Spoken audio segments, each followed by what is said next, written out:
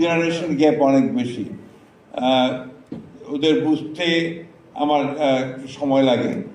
আমার মনে হয় যে আমাদের বুঝতে ওদের সময় লাগে, যে কারণে অনেক এখনো রাজনৈতিক সমস্যা কিছু কিছু দেখা দিচ্ছে। তো এইটা দিয়ে অন্তত একখানে আনা যেত, তাহলে ওদের অনেকগুলো সমস্যার সমাধান হতো। আজকে সকালে খুব মনটা খারাপ হয়ে গিয়েছিল খবরের কাগজে একটা রিপোর্ট দেখে, যে একটা জরিপ সংস্থা তারা জরিপে লিখেছে যে বাংলাদেশের তরুণরা মাত্র 1.8% যারা রাজনীতিতে আগ্রহী। তো এটা আমার জন্য একজন রাজনীতিবিদ হিসেবে খুব ভালো সংবাদ না। আমাদের তরুণরা এখন অনেক অনেক বেশি আমাদের চেয়েও তারা যোগ্য হয়ে উঠছে, এবং তারা এই দেশে ভবিষ্যতে তারা আরো বেশি বড় ভূমিকা রাখতে সক্ষম হবে।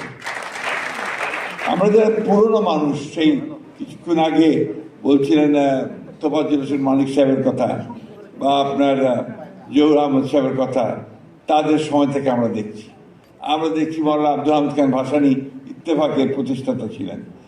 তো এইগুলো আমরা দেখেছি আপনার সাংবাদিকতার ক্ষেত্রে।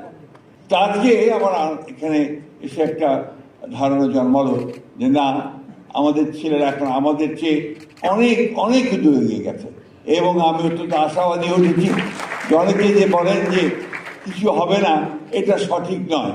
অনেক কিছু হবে, এবং বাংলাদেশে অবশ্যই আমরা মাথা উঁচু করে দাঁড়াতে পারব। হ্যাঁ, তর্ক আছে, বিতর্ক আছে, মতের অমিল আছে। যে কথাটা কিছুক্ষণ আগে এখানে অনেকে বলছিলেন যে আমি তোমার সঙ্গে একমত হব না, কিন্তু তোমার মতকে রক্ষা করার জন্য আমি আমার প্রাণ পর্যন্ত বিসর্জন দিতে রাজি আছি। আমরা এটাতেই বিশ্বাস করি, আমরা লিবারেল ডেমোক্রেসিতে বিশ্বাস করি।